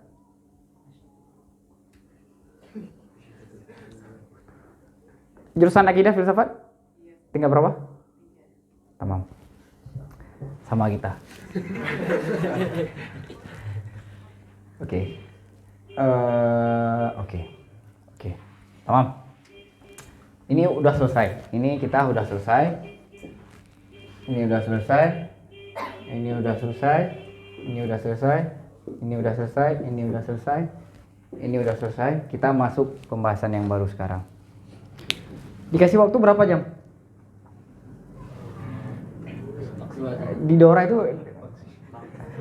maksimal berapa jam? Kalau seandainya tidak ada pelajaran setelahnya mungkin sebisanya. Tapi biasanya pada 3 jam. 2-3 lah. Ini udah berapa jam? Coba lihat. Sejam setengah. Saya sebenarnya sejam setengah udah error.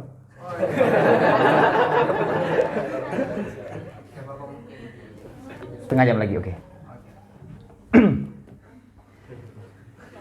Kaifiyah, status itu ada kala beradanya dalam pikiran ataupun begini. Wujud itu ada wujud fil waqi, fi zihni, fil lafdi. Apa yang antum pikirkan itu adalah hasil apa yang antum dapatkan secara panca indera, benar? Oke, antum lihat saya ini. Kemudian antum pulang ingin bayang saya. Ngebayang, masa nggak apa kan haram.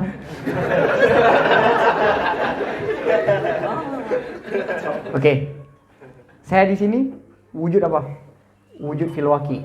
Kemudian antum bayangkan dalam pikiran itu fi sini. Ada kan hayalan-hayalan antum waktu waduh dulu saya gini-gini lah, tamam? Kemudian antum ucapkan, antum cerita pada kawan curhat, antum ucapkan, itu sudah fil waqi. Nanti kemudian antum tulis di buku, maka itu fil kitabah. Maka derajat wujud itu 3 aja. Waqi, zihni, lafdi. Tamam. Kambing di Eropa dengan kambing di Indonesia sama nggak? Sama. Bulunya yang berbeda. Sama. Tapi ucapannya yang berbeda. Kambing bahasa Inggris apa? Hah?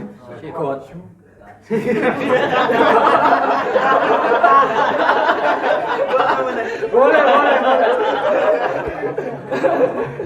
Wah, pendukung Messi gak terima ya.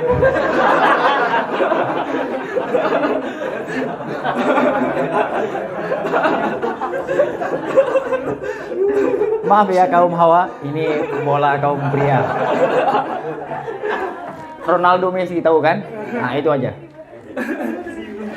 Kambing di barat dan di Indonesia itu sama, wakinya sama. Jangan debat, itu bulunya beda, itu nggak perlu. Itu di sana lebih besar, itu kita nggak bahas. Kambing, huwa kambing. Tapi pengucapannya berbeda. Zihninya sama nggak? Waktu orang mengingat atau memikirkan kambing dan kita memikirkan kambing sama nggak? Sama. Maka yang membedakan kita antara satu umat dengan umat yang lain hanya bahasa, wujud fil lafz, tapi zihni dan khariji itu sama. Sama? Oke, paham ya? Maka wujud ada fil waqi, kemudian naik zihni, kemudian fil lafzi kalau diucapkan ini tergantung umat, tergantung orang. Tapi zihni sama semua. Tamam? Fa'il masuk semua kan sama dalam pikiran kita kan? Oke. Waqi, zihni dan lafz. Oke. Kaifiyah itu memiliki 3 wujud. Wujud zihnian, wujud lafdian, wujud waqi'ian. Oke, ada 3. Wujud lafdian, zihnian, wujud lafdian, dan wujud waqi'ian. Tamam? Oke. Yang di pikiran itu menerjemah apa yang ada di realita. Benar nggak? Lafal menerjemah apa yang ada dalam pikiran. Oke. Yang ada dalam pikiran menerjemah sesuatu yang ada di realita sudah tentu benar apa belum? Kita tidak bisa hidup tanpa berpikir, tapi kita tidak bisa menjamin berpikir itu terlepas daripada kesalahan. Yang kita pikirkan adalah menerjemah apa yang realita. Apakah semua yang kita terjemah itu benar? Kalau enggak, semua yang antum pikirkan itu benar semua. Enggak kan? Apakah semua yang diucapkan sesuai dengan realita? Enggak. Realita apakah perlu sesuai dengan pikiran kita? Enggak.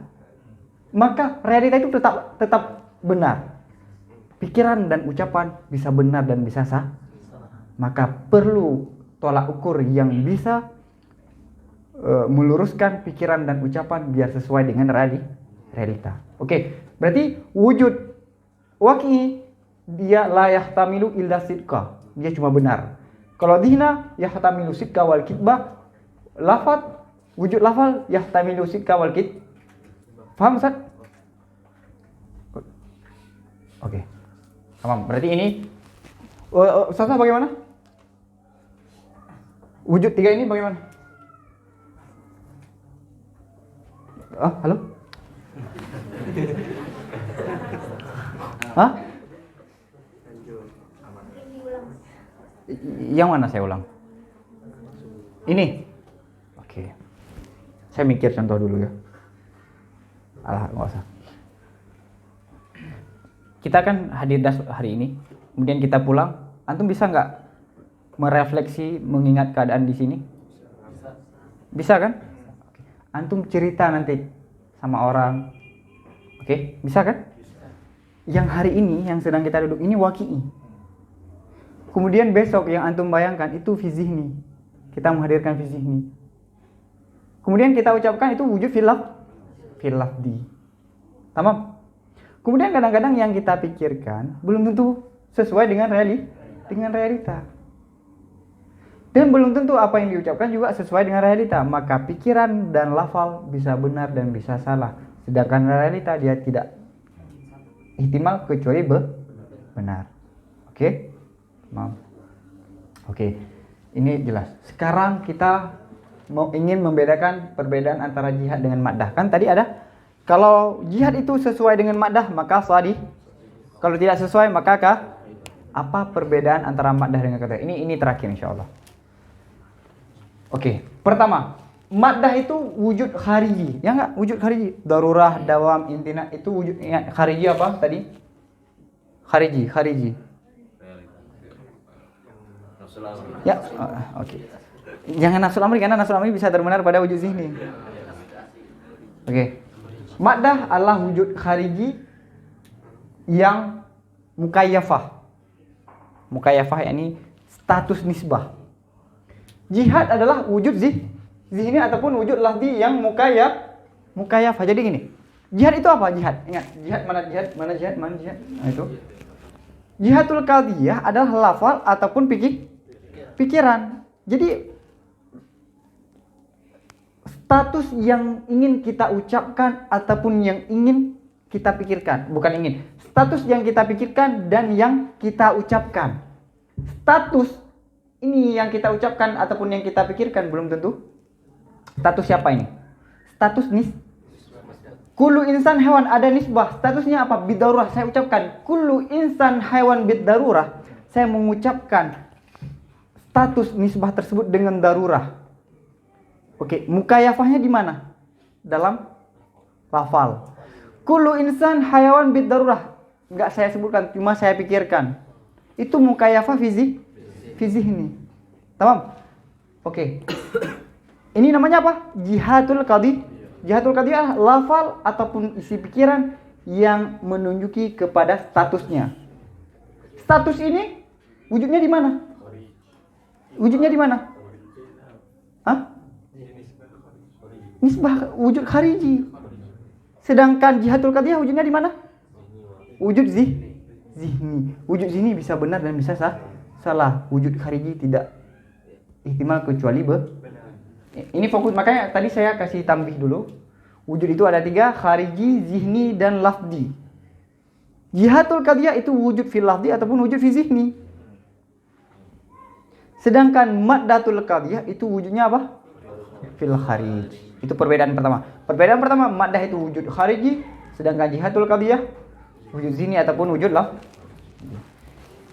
Paham? Maddatul qadhiyah di khariji masih gimana? 1 tambah 1 sama dengan 2. Itu saya ucapkan, benar kan? Saya ucapkan 1 tambah 1 2 bid darurah. Mesti 1 tambah 1 sama dengan 2 itu mesti wajib. Ada saya ucapkan? Apa yang saya ucapkan di sini? Enggak, jihatul qadiyah. Kalimat bid darurah ada saya ucapkan.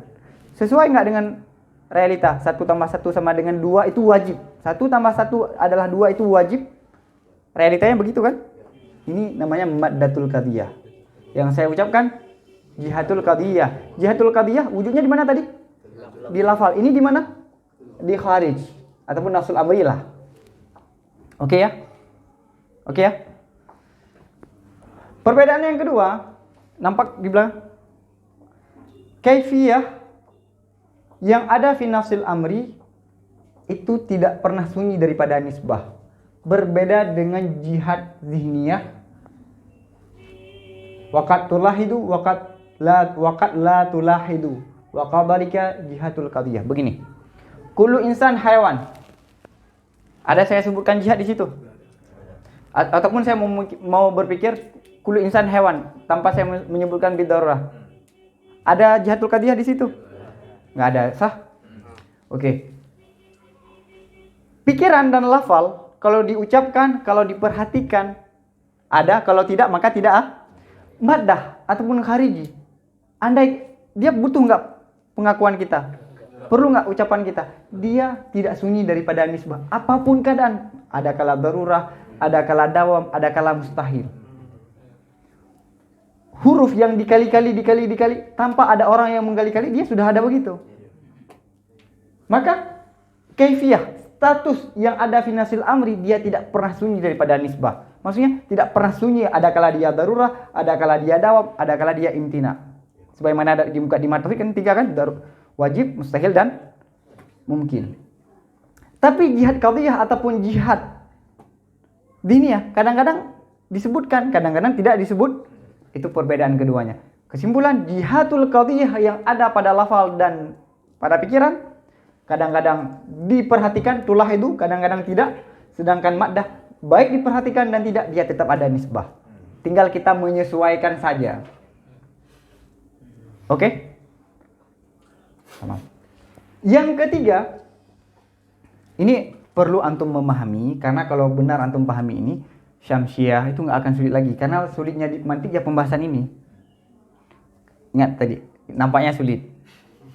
Diulang-ulang, dikaji, oke ya? Jadi usahakan untuk bisa. Jihad yang ketiga, jihadul qadiyah. Iya maksudnya saya di sini. Jihadul dhahabiyah dan ini ya. Nggak boleh salah. Jihadul ziniyah dan lafdiyah itu kadang berbeda dengan beda orang. Saya mengatakan begini, bumi itu tidak berputar. Ataupun begini aja, kullu insan hewan bil imkan. Ustaz Syaiban, Ustaz Syaiban, Ustaz Syaibi, Ustaz Syaibi, oh, Ustaz Sya'bi mengatakan kullu insan hewan bid daru. Beda enggak saya dengan beliau? Saya mengucapkan dengan imkan, beliau mengucapkan dengan darurah. Perbedaan ini. Nah, maka jihadul lafdiyah ataupun jihad bisa beda karena beda tapi nafsul amri dia enggak relatif. Oke ya? Jihadul ziniyah wal lafdiyah qad takhtalifu bi ikhtilafil ashkhasi lakin kaifiyah allati fi nafsil amri la tata'addad. Dia tidak bisa lebih dari satu. Kebenaran itu mutlak, maksudnya nafsul amri. Tapi pikiran manusia yang itu yang bisa beda-beda. Ya. Itu tadi yang nomor 2 wa kadzalikal jihad lafziyah atau jihad qadiyah. Ini ya. Ya tadi antum baca qadiyah. Lafdiyah. Oh lafziyah. Lafdiyah.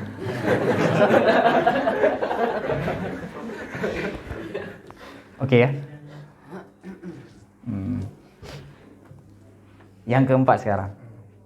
Jihad zihniyah dan lafdiyah kadang-kadang kita bisa ragu. Berbeda dengan maddah, maka dia muta'ayyinah pasti. Kullu insan hewan, andai ini andai ya, andai. Kullu insan hewan. Begini. bumi itu berputar secara daruri. Dawam. Bisa ragu. Jihad lafziyah itu dan ziniyah bisa ragu, bisa datang ragu. Ya tarihi ini jihadul lafziyah diniyah dan lafziyah kadang-kadang dia didatangi disowan oleh keraguan. Berbeda dengan maddah, maka maddah itu pasti. Oke ya? Nggak perlu keraguan karena dia bukan jiwa manusia. Yang manusia itu penuh keraguan. Oke ya? Tamam? Bagaimana Ustaz? Oke. Yang kelima sekarang. Jihad kadang-kadang benar, kadang-kadang salah. Maddah itu amrun waqi'i fala yahtamilu illa sidqa. Isi pikiran jihad yang kita sebutkan dalam lafal ataupun dalam pikiran bisa jadi benar kalau sesuai dengan maddah. Kalau tidak sesuai, maka dia sah. Maddah itu la yahtamid illa sidqa. Oke? Dari poin di sini hingga ke sana, apa yang kurang dipahami? Sebelum saya pamit. Saya kasih waktu 2 menit. Maddah itu sama nafsul amri sama nggak? Oke, menarik. Maddah itu status nisbah yang menghubungkan nisbah dengan nafsul amri, itu namanya maddah. Oke, gini. Nafsul amri, ini satu qadhiyah. Kullu insan hewan qadhiyah. Fakta ataupun nafsul amri apa? Daruh. Diberi nama apa? Maddah. Kenapa enggak dinamakan nafsul amri? Kenapa? Darurah, kullu insan hewan itu darurah nafsul amrinya. Itu adalah darurah ini adalah keadaan ataupun status kullu insan hewan. Statusnya apa? Darurah, diberikan maddah. Karena ada hubungan dengan nisbah kalamiah. Kullu insan hewan. Atau begini aja lah. Ini kullu insan hewan kan? Kullu insan hewan. Ada nisbah kan? Oke, ada nisbah. Tamam. Dan ada disebutkan jihadnya. Wakinya, ini kebetulan wakinya begini. Wakinya apa? Emang darurah. Waki itu nafsul amri. Iya, nafsul amri lah. Oke. Ataupun nafsul amri ataupun kharid. Oke. Nisbah ini ke sini. Maka dinamakan apa? Maddatul qadhiyah.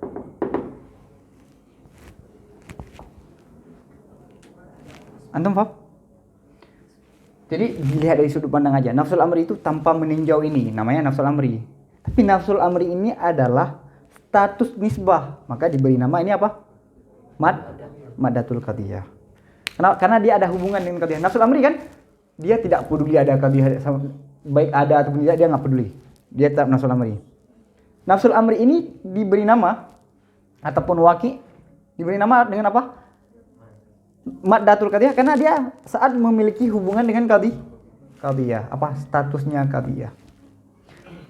Oke, saya ambil kesimpulan dari sini hingga ke sana. Nafsul amri itu lebih umum, yang bisa mencakupi al-kharid dan bisa mencakupi az-zihni. Namun hubungan antara nafsul amri dengan kharid umum khusus mutlak, dan hubungan nafsul amri dengan zihni umum khusus min wajihin. Dan semua baik wujud khariji dan wujud zihni, hasil pada pikiran bukan pikiranlah yang menentukan, tapi hanya semata-mata untuk mengiktibarkan saja, sebagaimana dalam syarah Maqaid Nasafi. Kemudian nisbah lafal ataupun qadhiyah memiliki nisbah. Nisbah ini mesti memiliki status di nafsul amrinya. Apa status nafsul amrinya? Setiap kita memiliki KTP, ya itulah analogikannya. Status nafsul amrinya apa? Darurah, imkan, dan imtina. Darurah, imkan, dan imtina itu dinamakan dengan maddatul qadhiyah. Maddatul qadhiyah. Kemudian kalau ada lafal disebutkan ataupun pikiran yang disebutkan maddahnya itu pada lafal dan pada pikiran, itu dinamakan jihadul qadhiyah. Kalau lafal itu yang menunjuki kepada statusnya sesuai dengan maddah qadhiyah, maka dia shadikah, kalau tidak maka kadhibah. Kalau tidak disebutkan statusnya pada lafal ataupun pada dalam pikiran, maka dia qadhiyah mutlaqah. Kalau disebutkan qadhiyah muwajjahah. Tamam? Oke. Kemudian kaifiyah itu memiliki 3 wujud, waqi'i, zihni, dan lafzi. Oke. Berangkat dari sini ada 5 poin yang kita bisa simpulkan perbedaan antara jihad dengan maddah. Pertama, maddah itu wujud waqi'i, sedangkan jihad wujud zihni ataupun lafzi. Yang kedua, nafsul amri ataupun maddah qadhiyah, dia tidak boleh sunyi daripada nisbah. Dia sudah terbentuk di sana. Tamam? Jihadul qadhiyah baik dalam pikiran ataupun dalam itu bisa ada nisbah, bisa tidak. Tulah itu kadang-kadang kita tulahid. Kita perhatikan ataupun tidak perhatikan. Yang ketiga, jihadul qadhiyah dihniyah ataupun lafdiyah itu beda orang, beda jihadnya. Orang ini mengatakan darurah, di sini mengatakan imkan. Yang keempat, jihad dihniyah dan lafdiyah bisa datang keraguan, berbeda dengan maddah qadhiyah. Yang kelima, jihad itu ada benar dan ada salah, sedangkan maddah qadhiyah la yahtamilu illa sirqa. Oke, ada pertanyaan? Oke, saya izin minum ya. Apa, Hidayah? Masih kurang paham yang al-fatihah tadi, yang di nomor 2 itu. Kan dikatakan di sana saya mau di sini. Oh iya, maaf. Soalnya saya haus. Yang nomor 2 itu kan di sana tuh dikatakan kan bahwasanya apa tadi itu? Kalau jihad qadhiyah itu dia kan ada 2 tadi ya.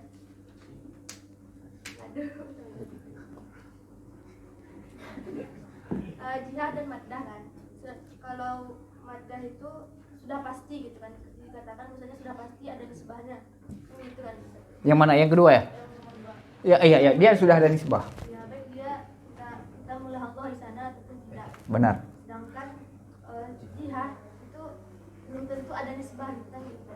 Tapi pikiran Anda tuh bagaimana sesuatu yang kita pikirkan atau sesuatu yang kita ucapkan itu nggak ada nisbahnya nih. Karena kan apa ya? Oh gini, oke. Saya paham. Pasti kan untuk menyampaikan suatu maksud itu kan harus ada nisbahnya kan. Oke, Jadi paham. pertanyaannya itu bagaimana yang Jihadul lafdiyah dan diniyah itu tidak ada nisbah. ya, karena Pasti ada kan gitu kan? karena tidak akan bisa dipahami kalau tidak ada nisbah. Oke, paham. Di sini dipakai ibarat apa? Tulahi, mulahadah. Kadang kita perhatikan. Antum baca kitab, ada maudhu dan mahmul. Tapi antum nggak paham maksud. Akhirnya antum nggak dapat nisbahnya. Ada kemungkinan begitu. Sekalipun apa yang ada dalam pikiran atau yang diucapkan pasti ada nisbah sebagaimana kata Ustazah Hidayah.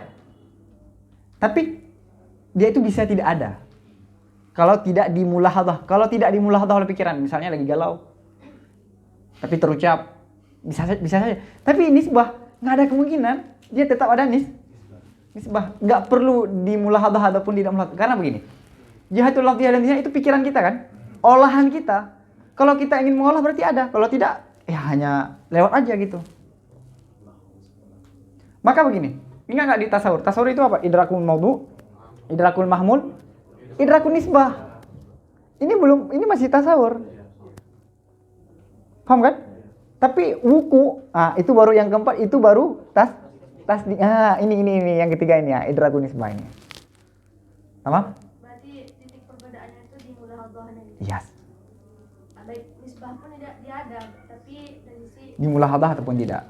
Benar. bukan nisbah. Benar. Kira-kira berapa persen yang antum dapatkan pembahasan hari ini? Antum. Kalau antum dapatkan 20%, alhamdulillah. 20%. Syekhuna Mustafa Abdul Nabi, ini sering saya ceritakan, hafizahullah. Beliau itu dasarnya Wahabi, Salafi. Kenal kan? Syekh Mustafa Abdul Nabi. Beliau itu Salafi garis keras. Garis keras. Waktu awal kitab fikih yang beliau pelajari, yang sekalipun sekarang udah punya mu'nih jalis, itu waktu beliau belajar Fathul Qarib, setiap ada perbedaan dengan apa yang sudah dia pelajari, dia tulis di samping. Hadza mukhalifun li sunnah, mukhalifun lil Quran, mukhalifun lis salafis salih. Salafi garis keras karena beliau hidupnya besar di Saudi. Akhirnya beliau pelajari. Belajar mantik. Kita pertama yang beliau pelajari mantik kita apa? Syamsiyah. Apa yang dianggap sulit itulah yang dipelajari. Dan oke. Dan rupanya apa? 0% yang beliau dapatkan. 0% nggak paham sama sekali. Tapi beliau juhud, sekarang udah punya hasyiah ala syarah Isaguji. Antum beliau 0% dapat nulis kita. Antum berapa persen tadi? 20%. Insyaallah lebih.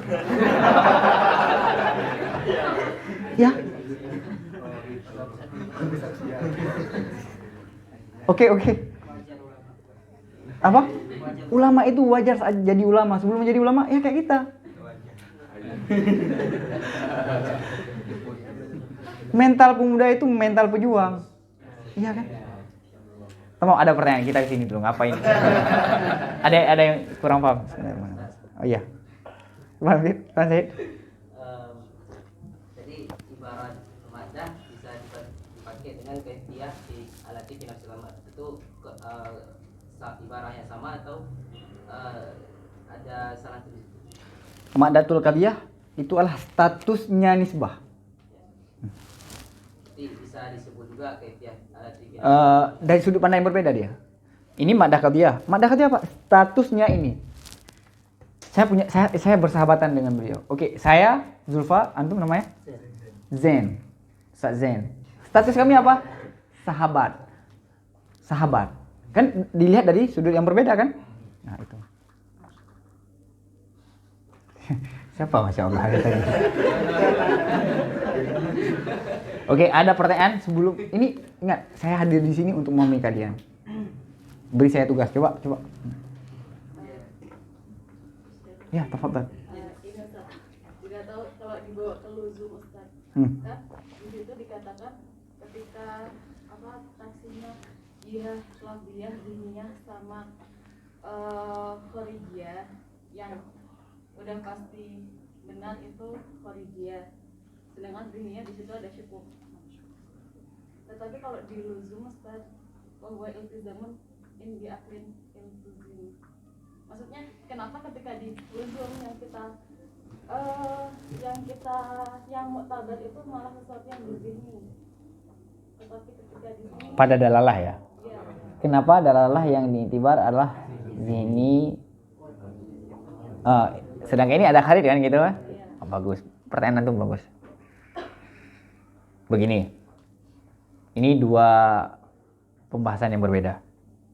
Sekalipun ada hubungan maka antum bertanya. Kenapa di dalalah yang diiktibarkan wujud zihni adalah yang mana kita cukup memikirkan A, B hasil. Ya kan? Wujud dilalah bimakna lazim bimakna akhas. Dia nggak bisa dilepaskan. Antum misalnya begini. Antum tinggal di mana Ustaz? Indo? Jawa Timur. Oke, Jawa Timur. Antum datang ke satu daerah yang antum nggak pernah datang. Antum melihat masjid. Yang antum pikirkan apa? Ada orang Islam. Ya nggak? Kalau antum melihat gereja berarti itu menandakan apa?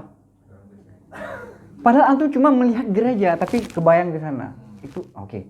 Maka pada dalalah yang dipertimbangkan ini. Pada lazim, karena kalau bukan ini dipertimbangkan sangat banyak lazim.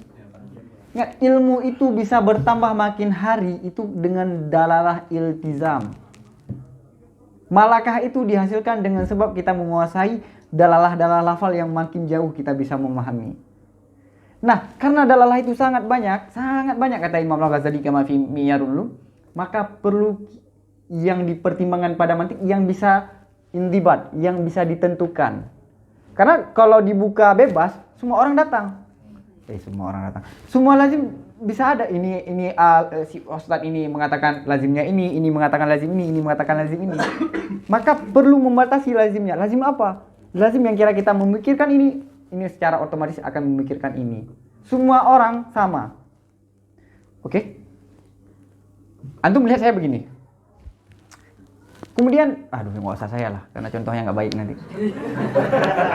Ada si Z. Si Z juga. Ya, nanti soalnya pincang. Pincang kan? Antum mau nggak?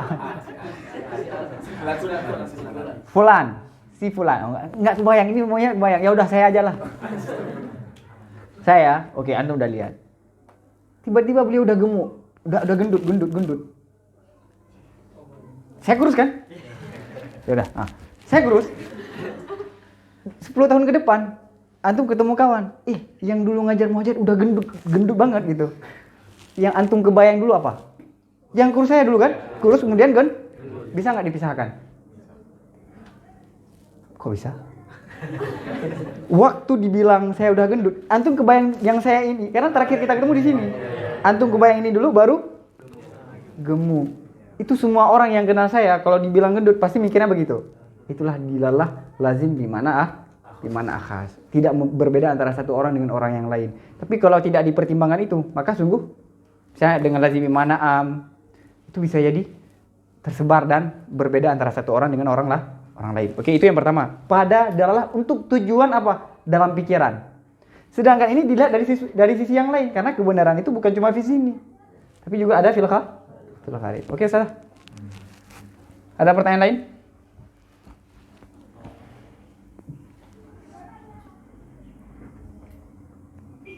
Oke, ada pertanyaan lain? Hubungan antara nafsul amri dengan waqi apa? Nafsul amr. ada yang mengatakan huwa. Nafsul amri dengan waqi huwa. Kadang-kadang dalam ibarat kitab nafsul amri, pada ibarat yang lain al-waqi'. Oke, ada yang lain? Oke, tamam, tafadhal. Kesalahan itu berarti bukan nafsul amr. Nafsul amri enggak bisa salah, Ustaz. Pikiran dan lafal kita lah yang salah, yang tidak sesuai dengan nafsul amri. Dia enggak pernah salah. Dia selalu benar. Siapa itu? Nafsul amr nggak mungkin salah, tapi kesalahan sesuatu bisa nafsul amr. Bentar. Ulang.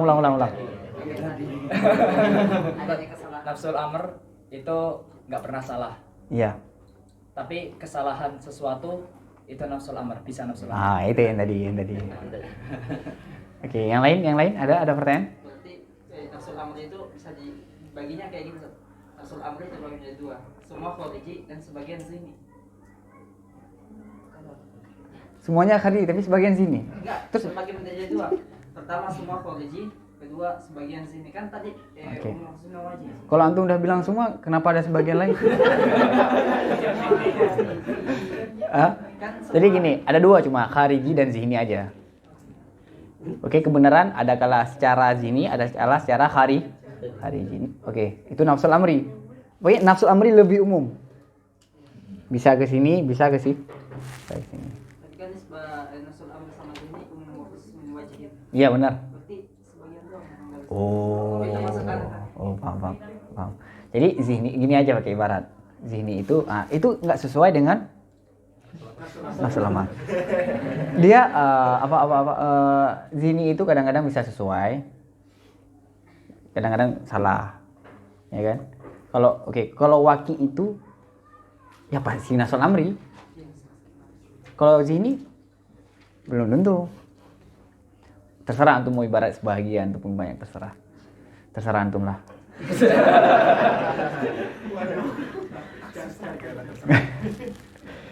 Oke, udah ada yang lain?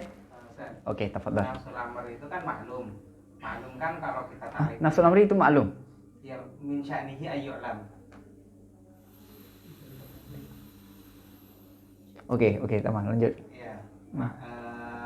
Sekalipun saya nggak terima dulu. Terus maklum itu kan ada dua. Ada yang mengatakan ada tiga. Maujud sama ma'lum atau hal gitu. Sebenarnya nafsul amr itu dia sendiri, nafsul amr ini dia maujud atau enggak. Misalkan saya mengatakan hadza syai'u maujudun fi nafsil amr. Kita nggak oke, paham. Gitu. Oke, lanjut. Hadza syai'u maujudun fi nafsil amr gitu.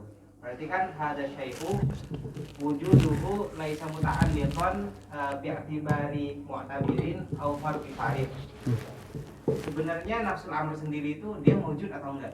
Keren pertanyaannya. Maujud ataupun ma'dum. Atau dia hanya i'tibar akli saja, abstraksi akal saja. secara pendapat yang kuat, makdum sih itu suatu yang nggak bisa ada kan, mustahil untuk ada kan. Nafsul amri ada nggak? Kalau tidak ada, bagaimana kita mengetahui ini benar sesuai dengan nafsul amri? Cuma dia bentuknya bagaimana? Kita lagi-lagi pikiran manusia selalu mencari sesuatu itu dengan yang berbentuk. Kalau kita bilang rindu, langsung orang ngebayang rindu itu dalam berbentuk. Kenapa? Karena manusia itu lahir dan dibesarkan dengan panca indera lebih banyak daripada pikiran. Karena dari sejak kecil kita aktif pikiran, pandangan, semuanya, tapi pikiran belum tentu aktif. Maka orang waktu mendengar Tuhan, dia langsung ingin membayang bagaimana bentuk Tuhan. Kenapa? Karena panca indera lebih aktif pada manusia ketimbang pikiran. Disebabkan kenapa? Karena dari sejak kecil dia sudah dilatih untuk mengaktifkan panca indera, tapi tidak diaktifkan untuk mengaktifkan pikiran. Ada lagi? Oke. Punya rukun? Nggak ada. Ada surat sah. Kalau punya rukun dia sudah kita jadikan kan? Dia nggak punya rukun, dia gitu. Kita nggak melihat mujarat, maksud kita nggak melihat ke situ. Maka tergantung nanti, ada yang darurah, ada yang burhan, paham ya? Nanti kalau kita udah belajar ini, nanti saya kirim buku kritikan terhadap Hasan Speaker yang ditulis oleh Syekh Abdul Rahman Muhairik. Buku Hasan Speaker itu dalam bahasa Inggris, sedangkan beliau dalam bahasa Arab, yang kritikan bahasa Arab dan mau diterjemah dalam bahasa Inggris untuk itu disebarkan. Apa? Saya juga sama kita. Oke, udah ya. Ada pertanyaan lagi? Ada kitab khusus nggak Ustaz yang membahas tentang nafsul amr?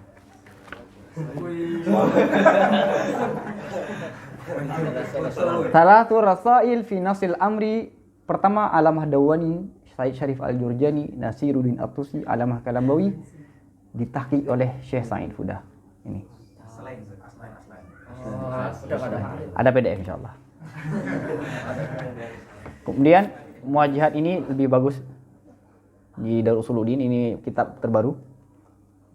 Abdul Hamid Al-Luqmaniyah. Abdul Hamid Al-Azhari Al-Malibari, orang India. Ini bagus, Muwajjihat. Mudah insyaallah. Oke, ini Banu lagi ya. Mau foto ini ya atau mau foto saya?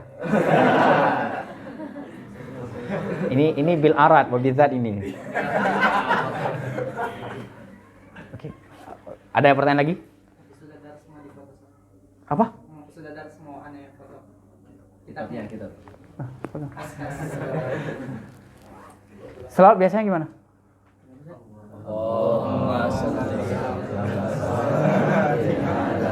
Asadi makhluqatika sayyidi